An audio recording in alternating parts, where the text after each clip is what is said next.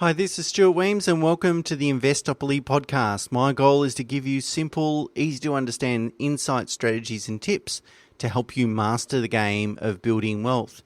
And in this episode, I'd like to talk about why the numbers are not always right or helpful, which feels a bit uncomfortable to say because my professional life has been all about the numbers.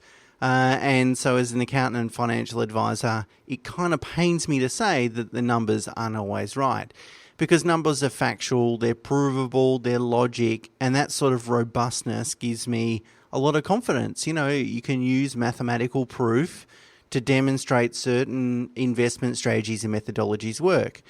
So to say the number's not always right, I guess compromises that to a certain degree. Now, anyone that's been listening to my podcast or read any of my books for any length of time would know that I'm a strong believer in only adopting evidence-based investment methodologies. So that is, only adopt a methodology or only invest in evidence where there's overwhelming historic evidence that that approach will generate the investment returns that you desire. If there's no evidence, to me that feels too risky and you may as well be throwing darts at a dartboard, which is what most people are doing out there in terms of investing. They're trying to get a bit tricky, pick the next market, pick the next asset class, pick the best stock, particularly in this environment. It's been well documented and I've spoken about it before, the amount of new sort of retail investors coming into the market. Now it's sexy.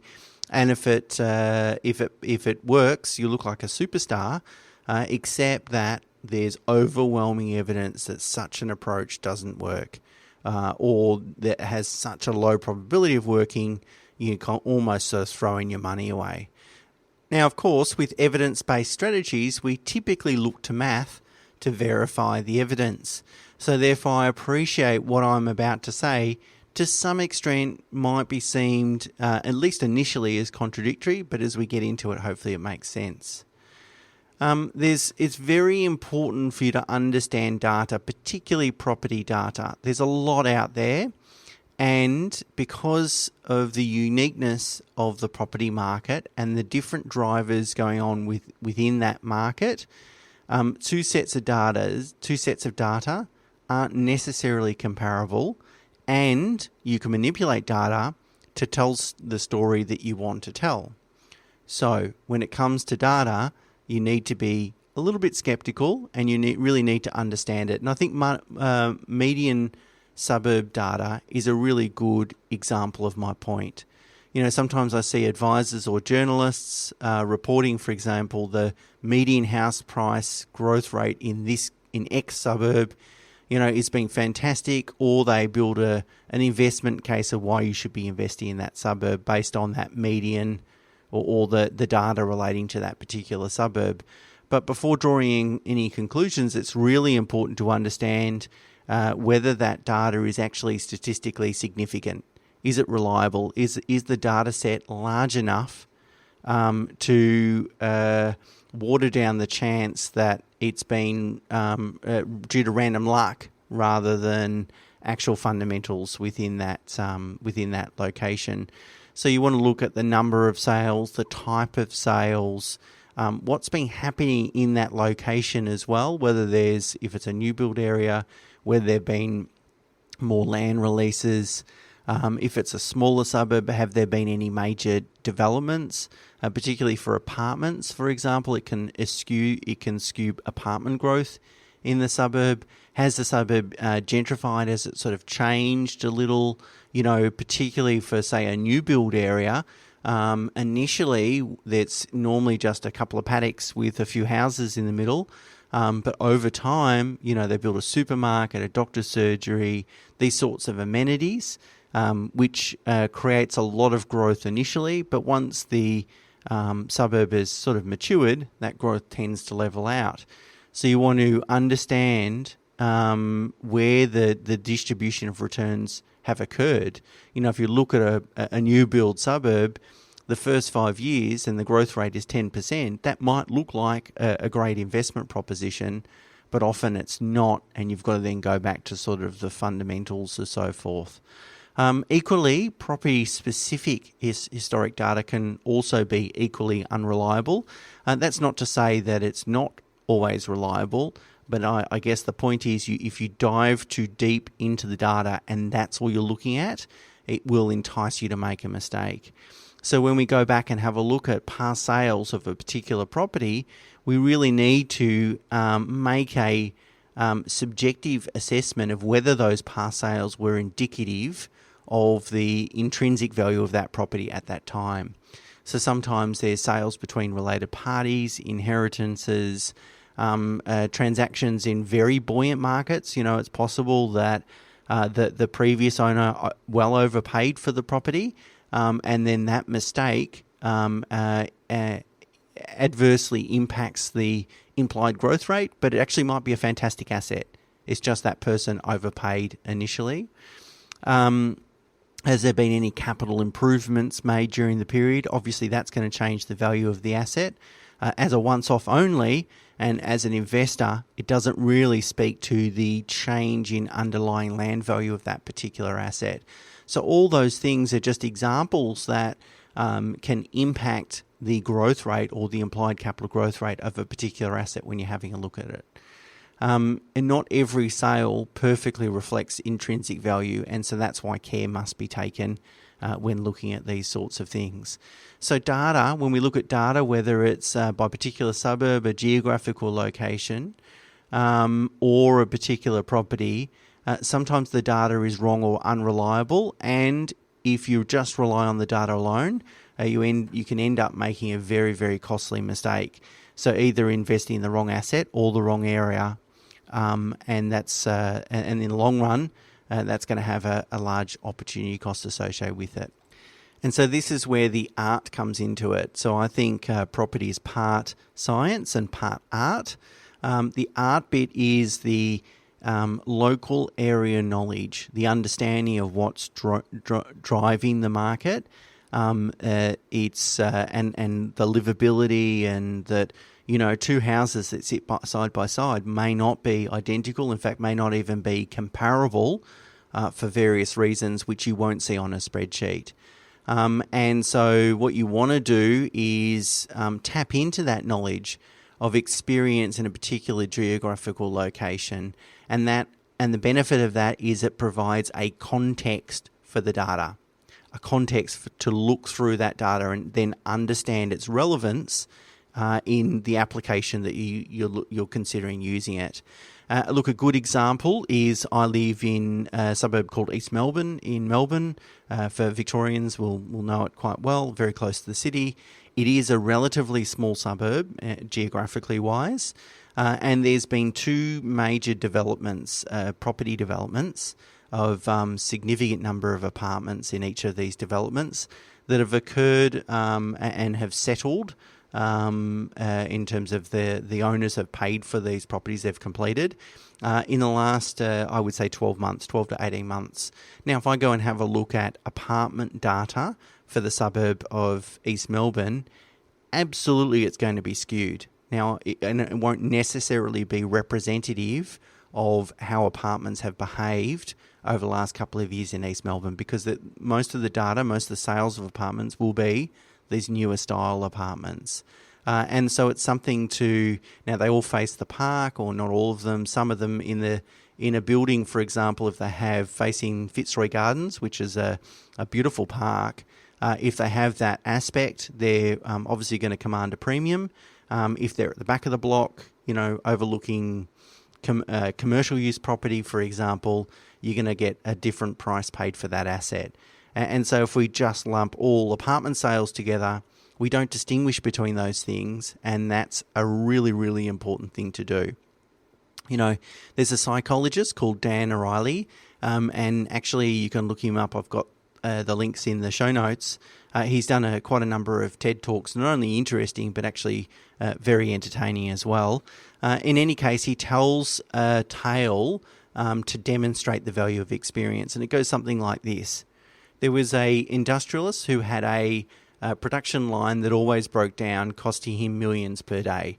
He finally tracked down the expert, and that expert takes out a screwdriver, turns one screw, and then the factory just cranks back to life, and the expert presents him a bill with for £10,000.